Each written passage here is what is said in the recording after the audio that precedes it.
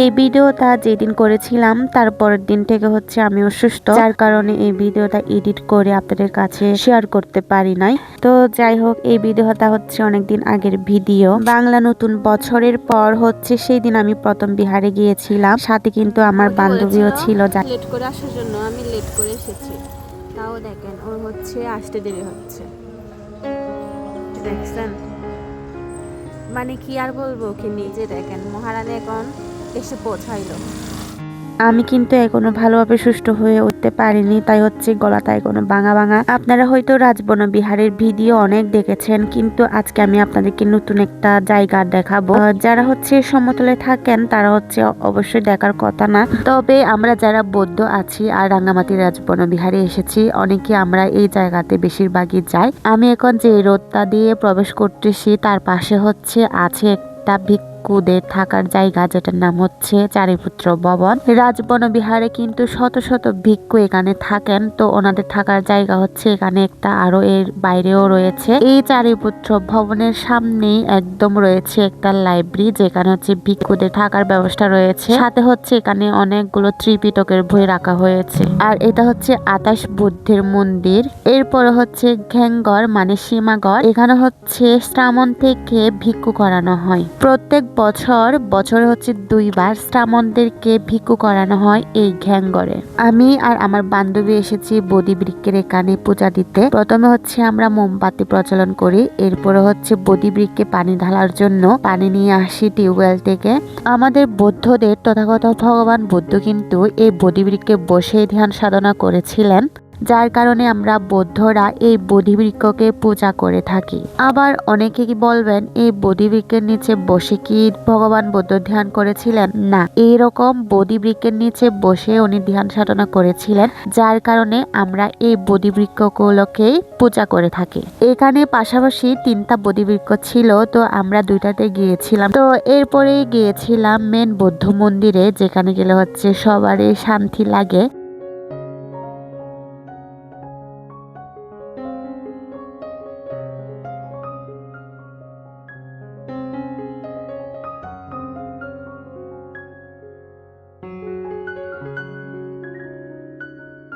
এটা হলো রাজবন বিহারের মেন বৌদ্ধ মন্দিরটা। যদিও আমরা মন্দিরকে খিয়াং বলে থাকি, মানে বৌদ্ধ মন্দিরকে হিয়ং বলে থাকি।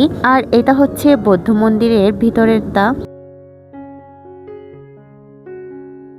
এর পাশাপাশিও বৌদ্ধ মন্দিরের পাশে, মেন বৌদ্ধ মন্দিরের পাশে রয়েছে ছোট ছোট করে কয়েকটা মন্দির, যেগুলো হচ্ছে শিবলিভান্তের মন্দির, বনবান্তের মন্দির আর উপগুপ্ত বুদ্ধের মন্দির। বিহার থেকে বের হয়ে আমি আর আমার বান্ধবী ঠিক করলাম আমরা ঘুরতে যাব।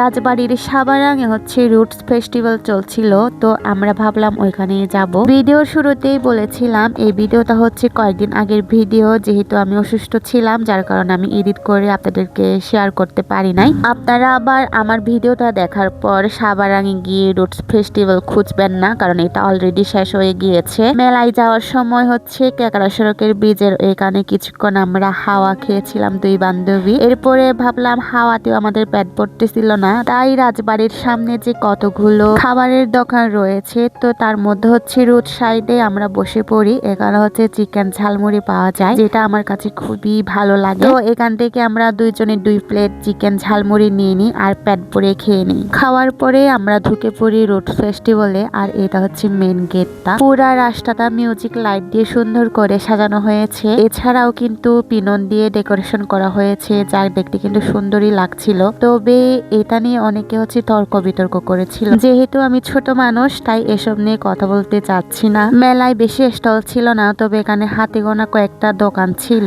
তার মধ্যে হচ্ছে এখানে আমাদের চাকমা আদিবাসীদের কিছু বাঁশ বেতের জিনিসপত্র বিক্রি করা হচ্ছিল, যেগুলো কিন্তু খুবই সুন্দর। এগুলো কিন্তু আমাদের অনেক কাজে লাগে। এছাড়াও হচ্ছে ঘর সাজানোর জন্য এগুলো ব্যবহার করা হয়। এছাড়াও 2-3টা খাবারের দোকান ছিল আর 2-3টা হচ্ছে ড্রেসের দোকান ছিল। তো দোকানের দিকে আমরা বেশিক্ষণ ছিলাম না। এরপরে হচ্ছে যেদিকে সাংস্কৃতিক অনুষ্ঠান হচ্ছিল আমরা ওদিকে বসে পড়ি, আর আমরা বসার সাথে সাথে হচ্ছে সাংস্কৃতিক অনুষ্ঠানটা শুরু হয়ে যায়।